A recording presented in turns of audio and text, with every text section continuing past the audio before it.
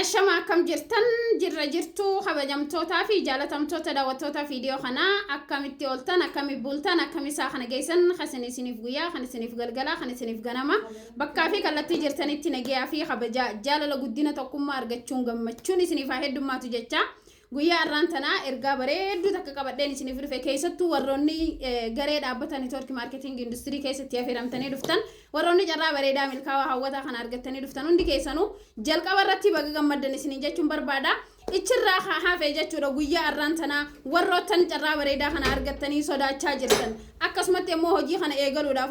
osoo fedhii qabdanii yaanni namaatii fi haasawni namaa isin burjaajeessuurraa kan ka'e akkasumatti immoo isinis ilaalcha ofiif qabdanii nuuf daangeessitanii warroonni tatta'aa jirtan hundi keessanuu guyyaa har'aan tanaa daqiiqaa muraasa waliin fudhannee waa hedduu waliin barannaa naa waliin turaa isiniin jechuun barbaada. Durarratti warroota nan beeneef maqaan kiyya Saamiyaa Shariifii dhaladhee kan guddadhee baha Oromiyaa Harargeedha. Akkuma nama kamiituu carraa hojii kana biyya namaa keessa taa'ee mana maadaamii irraa nama hin beekne irraan mana maadaamii keessa taa'eeti kan hin argadde social media irraan jechuudha. Carraa hojii kanaa gaafaan argaddu karaa miseenjeeraatiin nama dhiiraa irraan jechuudha. Namni carraa kana naaf kenne egaa leenjisaa idil addunyaa kan ta'e nama rabbii gaditti jireenya qaccarriitii fi mana maadaamii keessa akkaan hanba'u jireenya dukkanaa san keessa akkaan hanbahuuf addunyatti akkaan dabalamuuf nama sababa naaf ta'e jechuudha. Leenjisaa kiyya liidar Guutamaa Abdurrahmaan bikkuma inni jiruttiin guddisee isa galateeffadha. Egaa dhaabbata kanatti gaafaan hojii jalqabu namoonni hedduun hin dandeessu ati hojiin kun akkana kijibaa wantoota adda addaatiin aan jechuu turan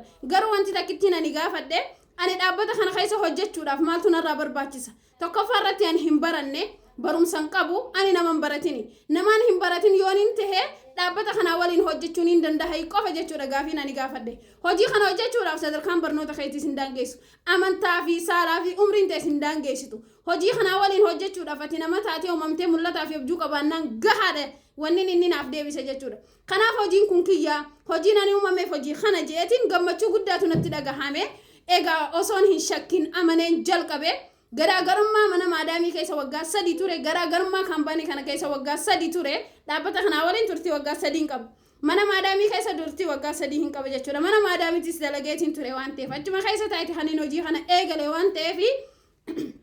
hojii kana jalqabee ji'a 4 keessatti nani maallaqa Itoophiyaa birrii 140 dhaabbata kanarraa argachuu danda'e waan hin mana maadaamii keessa taa'ee takkaan argin waan hin ijaanuun argin jechuudha. Gurraanuu waan hin dhagahiniin dhaabbata kanarraa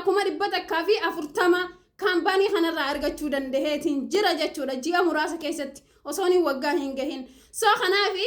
gammachuun ani dhaabbata kana keessatti argadhe kana caalaa gammachuun hin danda'a yoon yeroo kiyya guutuu kannee hojjedhe jechuun onlaayiniidhaan hojjedheetiin kana argadhe gaafaan yeroo kiyya guutuu kannee hojjedhe maalayyaa mana namaa keessatti tokkoffaa keessattuu shamarran keenya jireenya qaccarriitii fi mana maadaamii keessa jirtan umrii teessan tadeemaa jirtuu fi akkasumatti bareedina keessan kan irrachaa jiru malee jijjiiramni mana maadaamii keessaan of dhufu tasumallee hin jiru. Nama mana maadaamii keessa waggaa 13 dalagee illaa ammaatti humaan arginiin beeka waan ta'eef akkasumatti anis ammoo kaampaanii kanaa waliin turtii waggaa 3tiin qaba. Turtii waggaa 3 kana keessatti mana maadaamii keessa teessee waggaa 13 waan hin argatin ani kaampaanii kanarraa argachuu danda'eetiin jira. Takka takkaan isinitti agarsiisa naa waliin turaa isiniin jechuun barbaada. Akkasumatti ammoo irra hedduun hawaasa keenya an hin baranne an hin tala baadiyyaati ani dubartiidha jettan anis hin baranne kan inti dhaladhe baadiyyaadha akkasumatti ammoo anis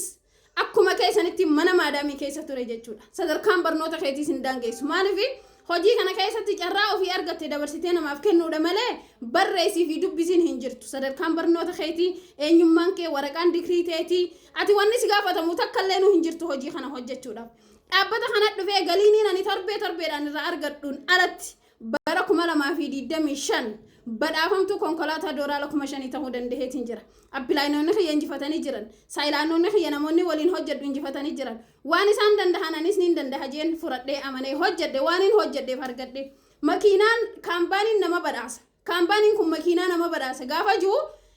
irra hedduu nama amanuu dhabuu danda'a. Anis akkasumatti gurraan daddagahaa ture garuu bara 2025 seenaa bara 2026 gochaan irra geessisin argee jira jechuudha. Kaampaanii kanarraa makiinaa badhaafamuu kiyyarraa kan ka'e appilaayinoonni kiyya warroonni carraa hojiinaaf kennanii sababaan dhaabbata kanarraa makiinaa badhaafameef haala kanaan suuraa kiyyaan naa dalaganii akka kennaatti naaf fidan jechuudha. Akkuma agartan kanatti konkolaataan kaampaanii kanarraa badhaafame isa kana kan dooraala 5,000 maqaa kiyyaasa sirratti ifi baraan keessa makiinaa kana badhaafame jechuudha sirratti ni argitan jeetiin abdii qaba mana maadaamii keessaa bee osoo hin baratin dhaabbata kanarraa makiinaa fudhadheetiin jira sadarkaan barnoota keetiitii fi bikki ati amma jirtuu fi haalli ati keessa jirtu sin daangessa obboleessa kiyya atummaan fedhii jijjiiramaa fedhii guddinaa qabaannaan akkasumatti ammoo kana qofaa miti kanallee appilaayinoota kiyyaatu naaf kenne jechuudha yeroo nani kaampaanii kanarraa makiinaa badhaafamu ni dandeessa ammallee jabaachuu qabda kuni jalqaba keeti malee xumuraa miti jabaattee hojjettee ammas bakka guddaa gahuu ni dandeessa jechuudhaan kennaa kana naaf kennanii akkasumatti ammoo kanallee naaf kennanii jechuudha mee hojii qacarrii keessatti amata 12 baranneeti amata yuunivarsiitii seennee waliigala waggaa 18 umrii keenya guutuu osoo fi hojiin hin eegalin xumurree hojii eegallee 5,000 10,000 20 qacaramne hojjenna 20 5,000 nuti fudhannu kuni yeroo hojiin geesse nu harkaa dhumte kiraa manaa jira tajaajila mana keessaa jira ilmaaniif waa godhu jira yeroo hojiin geesse nama harkaa dhumatte kaampaanii kanaa waliin gaafa hojjettu ammoo hojii takka keessatti atummaan nama ejjennoo kutannoo fi murannoo qabu taatee nama siistama ijaarratu taanaan ji'a takka keessatti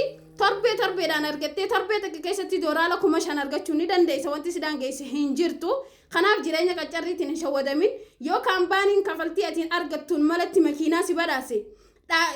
jireenya qacarrii keessatti miindaa siif kafalamu malee waan tiraanspoortii godhattee mana keetii fi iddoo hojii keetiitiin deemtu birrii 10 namni siif kennu hin jiru jireenya qacarrii keessatti yoo ol sobuu taate malee mana maadaamii keessattis akkasuma jireenya harkaa fi afaan jidduuti jechuudha jireenya qacarrii kanaaf bizineesa idil addunyaa kanaatti dhuftaniiti miseensa ta'uudhaaf qophiirra jirtanii jabaadhaa kaampaaniin kun nama miliyoona 60 fi sanii ol yoo jijjiire ati wanti sin jijjiirreef hin jirtu ilaalcha kee sirreeffadhu hojii kana jalqabii sin jechuun barbaada bakka jirtutti bilbila harka kee jiruun hojjechuu ni dandeessa jabaadhaan dhaamsa kiyyaa galatoomaa ulfaadhaa waan na dhaggeeffattaniif turtii gaarii qabaadha